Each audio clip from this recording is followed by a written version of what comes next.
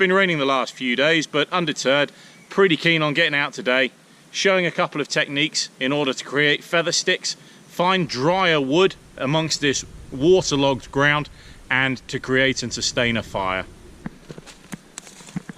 There's so much to see. The winter's taken hold, but there's still plenty of life and useful material lying around the forest floor.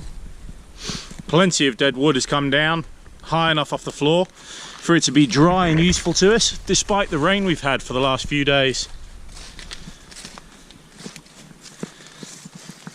Some fascinating features too.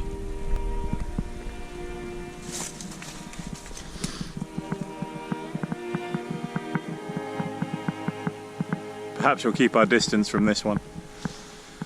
Despite the rain, everything's dried out quite quickly. There's still plenty of deadfall lying around. Nice, clean, dry snaps. Tell me that the wood is nice and dry and not green. The extra moisture from that wet or fresh wood is going to make it much harder for us to light the fire. This birch bark is beyond its best, but if this doesn't work, where there's one birch tree, there's likely to be another. Preparation is the key to all of this. The longer I spend getting ready, preparing my materials, finding the equipment that I need, getting it in the right place in the right order, the greater chance I have of success.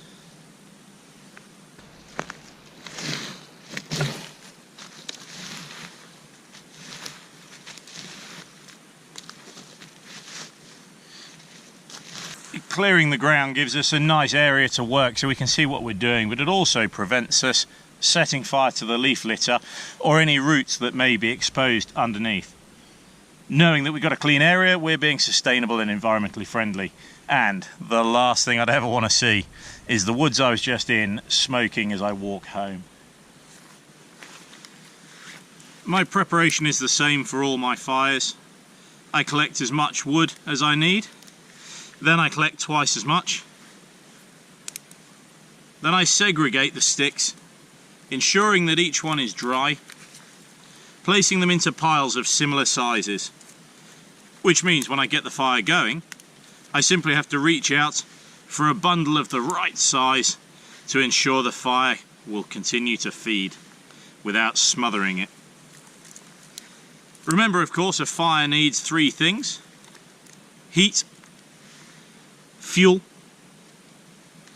and oxygen. So by having the correct size bundles, I can ensure the fire keeps burning hot, they're dry, there's no excess water moisture for it to burn off, and by using a bundle I can ensure that there's plenty of oxygen between the sticks within the bundle for the fire to burn. It takes a little bit of time, but it's well worth the preparation if you want success on your first go.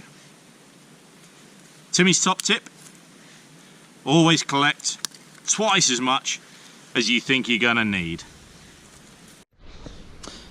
Now that we've got our wood, and I'm pretty confident this would burn straight away using silver birch or any other sort of tinders, I'm pretty confident that we can do some feather sticks. So I'm going to leave my piles for the moment, concentrate on some battening, some splitting, and into the feather sticks, and then we'll continue to build the fire. The material for our feather stick ought to be about 2 inches thick or so. It needs to be a fairly straight section to ease battening or splitting the wood with an axe, and it needs to be free of any knots or branch growth. This is propped up on the floor, it's nice and dry, and it may be rotten enough for me to break. But just to give us a clean edge to work from as we're battening with a knife or splitting with an axe, I'm going to saw out the section I need.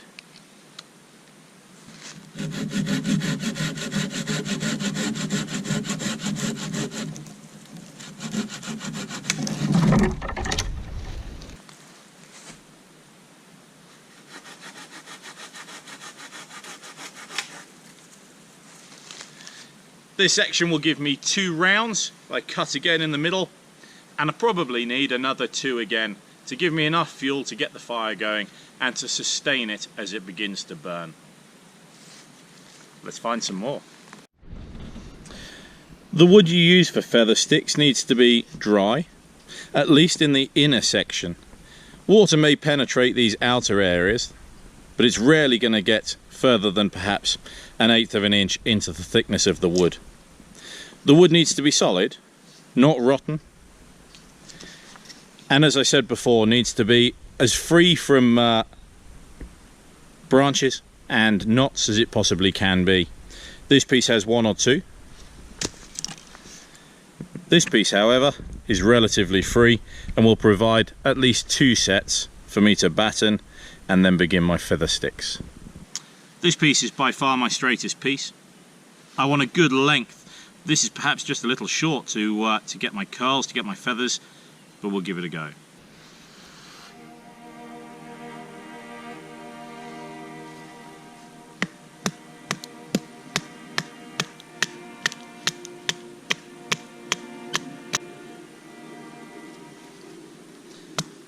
I'm cutting each one into thirds, although some of them are coming out too small, but that doesn't matter. I'll simply use those to fuel the fire as soon as it gets going. Placing the knife blade so that the most part is protruding across the other side, I'm able to hit it to batten my way through the wood.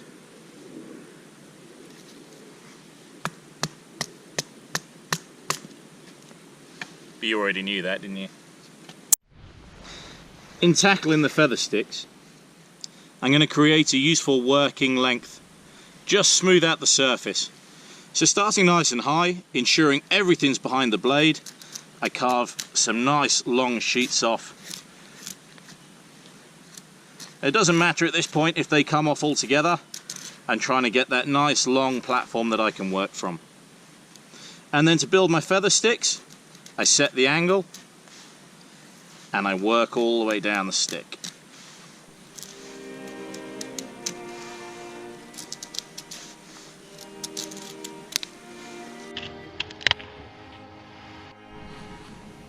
The wood I've chosen is perhaps a little too close to rotten, and I found it starting to snap as I make my way through the wood. So, while they're not terrible, they're not great. I'm going to find some more and meet you back here in a few minutes. Using long, powerful strokes, I want to scrape the whole length of the tree, creating big curls that feed all the way to the same point at the end.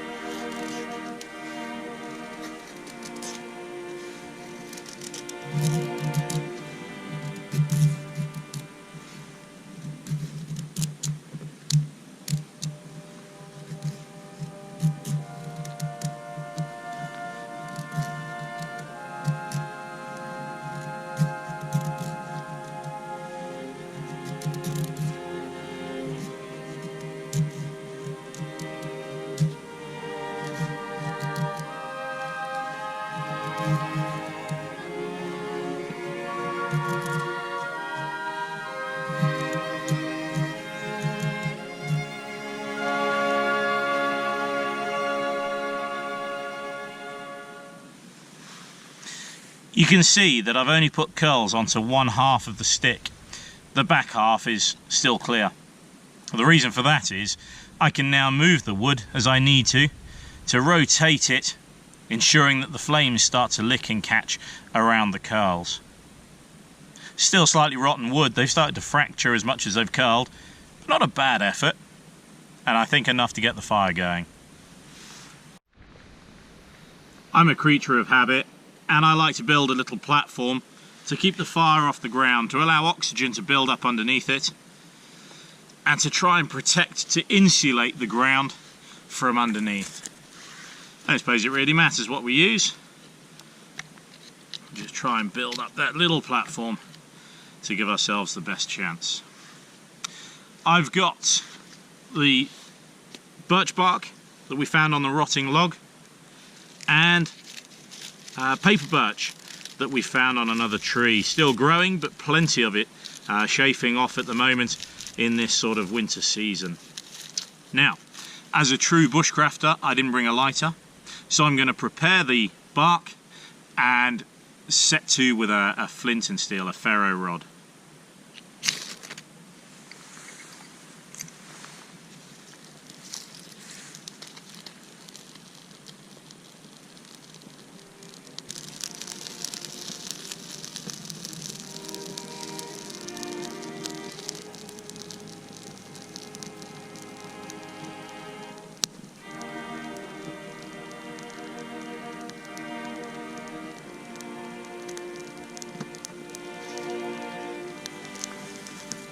Use our loose shavings from earlier on's rotten attempt.